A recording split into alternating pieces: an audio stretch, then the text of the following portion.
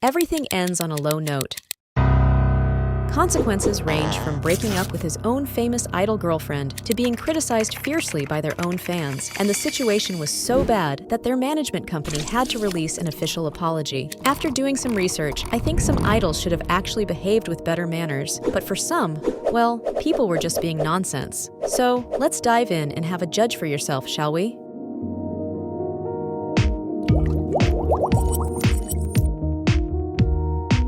First off, we have the Twitter incident from December 7th. SOMI found herself in hot water after replying to a tweet that favored her but dissed several YG artists. Her response?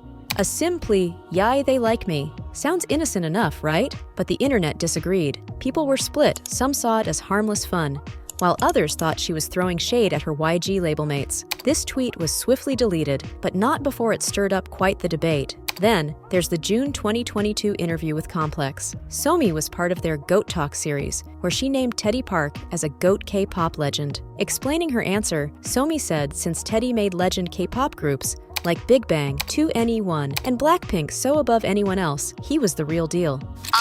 I personally think that One Time is a K-pop legend, aka my boss Teddy. He made some awesome hits and made legend K-pop groups like 21 and Big Bang and Blackpink, so yeah, he's the OG deal here. As you can expect, some immediately took issue with her answer, and I had to agree with them here, because while Teddy indeed made up the names of many acts, artists like Big Bang, and particularly GD, had written lots of famous songs for themselves. Yes, I got what she meant, but as a K-pop idol with years in the industry, I think she could have definitely phrased her words better to not come across as disrespectful to YG artists, which could have also prevented the Twitter incident just mentioned. So there you have it, a couple of moments where SOMI's EQ was called into question. It's interesting to see how one statement can be interpreted in so many ways, isn't it? And now, on to another moment that put SOMI in the spotlight for the wrong reasons. It was all about her use of a Starbucks cup in a social media post. The issue? At the time, there was a call to boycott Starbucks due to its links to the Israeli-Palestinian conflict. Fans were quick to call SOMI out for this, especially because she's fluent in English and active on social media. It seemed a bit tone-deaf for her to publicly use a brand that was being boycotted for political reasons. This move was seen by many as a lack of awareness or concern about the situation, adding to the discussion about her EQ.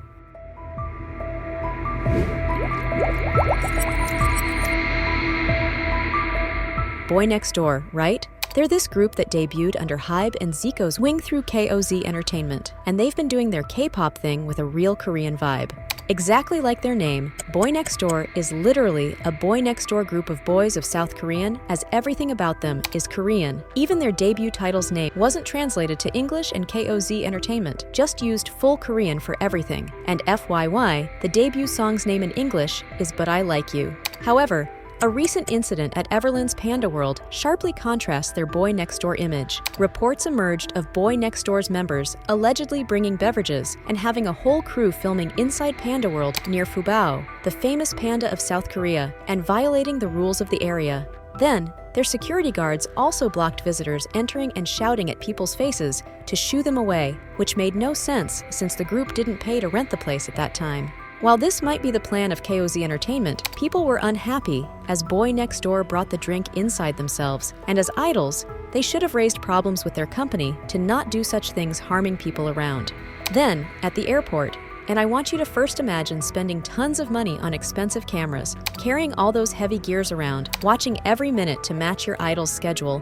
All that for free pretty photos benefiting the idols themselves, but then all you have back are being pushed to break your bones. Sounds like a nightmare, but that's what happened with a masternym of BOYNEXTDOOR. Here, one security guard violently pushed the masternym, and watch this video. You'll see she didn't even come close to the idols.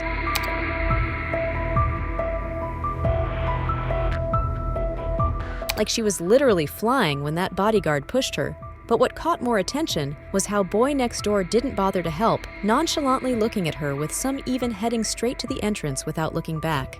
The alleged masternym was also believed to have broken bones after the accident because what happened in this sharing matched with the video. According to her, Hybe even tried to ditch the responsibility when she contacted for compensation, but the most disappointing was how her idols just overlooked and left.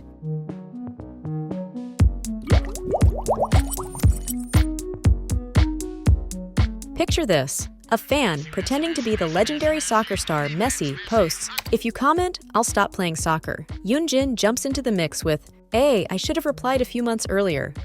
Sounds nothing big, right? But hold on, because some saw it as a sign of Yunjin throwing shade at Messi after his win at the World Cup. Despite having been a famous idol already, she was labeled a low EQ idol. Some fans were like, "Seriously, Yunjin? Not cool," thinking she was salty about Messi's win. Others were scratching their heads, wondering if it was all just a big joke. And then there were those who stood up for Yunjin, arguing that people were blowing things out of proportion, and funny how they always wanted a funny idol, but when a real deal like Yunjin appeared, they immediately threw hands. Then, the plot thickens. Amidst the uproar, Yunjin decided to hit the delete button on her comment. Was it damage control, or did she think better of her words? You can tell me in the comment below. While we might never know for sure, one thing's clear. In the world of K-pop, every comment can turn into a headline.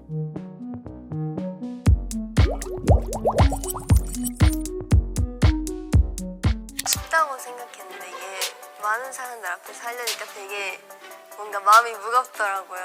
Like you can see, LEESEO was simply admitting her struggle, saying that she found it so hard to act cute in front of the public, but some immediately used the occasion to label her low EQ.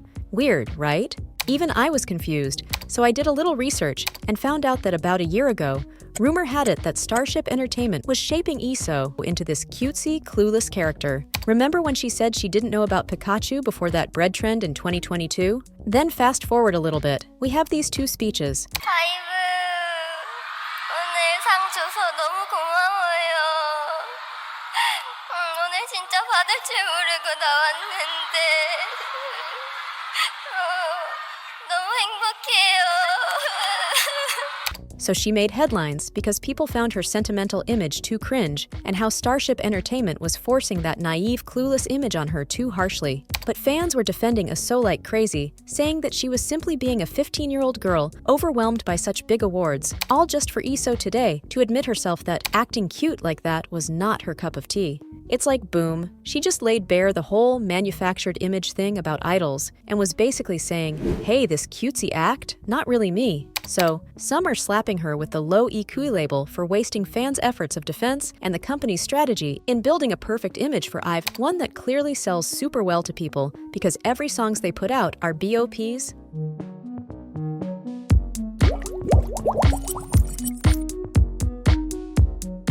So here's the scoop. GISELLE faced allegations of low EQ towards IVE during an award show, and it all started with a post on Pan. Here, a video clip showed her seemingly disregarding IVE members during their greeting. The OP criticized her for what seemed like signs of boredom and disrespect at an award show. Actions like yawning, rubbing eyes, crossing arms, sweeping hair, and rearranging clothes were pointed out, and she was also called out for laughing during a serious moment. But luckily, this time most people weren't blinded by some nonsense posts of Pan, and personally, I share the same view that GISELLE actions were blown out of proportion. Let me give you some context so you can see why. That day, AESPA, like any other artists, were there for hours while they literally just performed for some minutes. That wasn't to mention how the girls had also just had a comeback with Drama, the project they had been practicing over a year for. So for real, if you, or even the OP, were GISELLE, wouldn't the same signs of exhaustion be seen? Sometimes, people are just confusing. Oh, but you know what will never be confusing? That's if you subscribe to my channel, you will see lots of fun content put out weekly. So hit that button.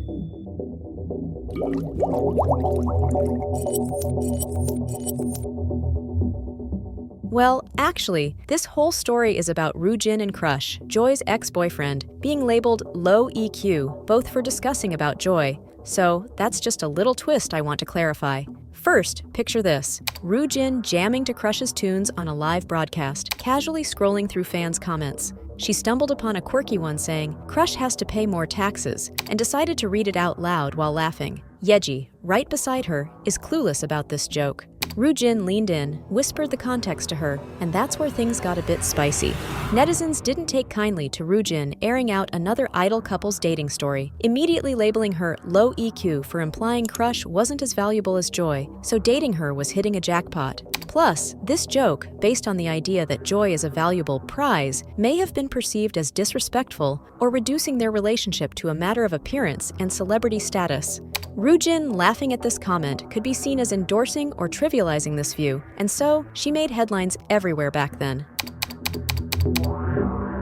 Then, the plot thickens. The next day, Crush posts some enigmatic Instagram stories that seem to reflect on the incident. He's talking about kindness, self-love, and attitude, leaving everyone guessing if he's subtly hitting back at the joke YUNJIN read. And, of course, netizens had even more reasons to hate YUNJIN. Ironically enough, fast forward today, Crush has been labeled low EQ, and a short while after that, people found proof that Crush and Joy had seemingly broken up. Recently, during an appearance on Sung Si-kung's YouTube channel, Crush laughed off a comment by Sung Si-kung, complimenting Crush, but seemingly at the expense of Joy's image. There, he said Crush was the living proof of how people didn't need to be an idol to be dating an idol. As many pointed out, it was quite ironic of Crush to post an implicit story when YUNJIN was accused of viewing Joy as his prize. But then, when Sung Si-kung did the same, he laughed along and made no comments.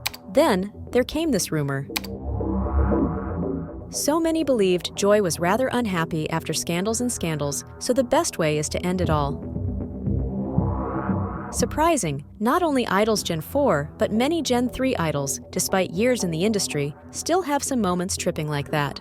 Curious? Check out this video from K-Pop Zone and shout out to them for giving a comprehensive context for each case.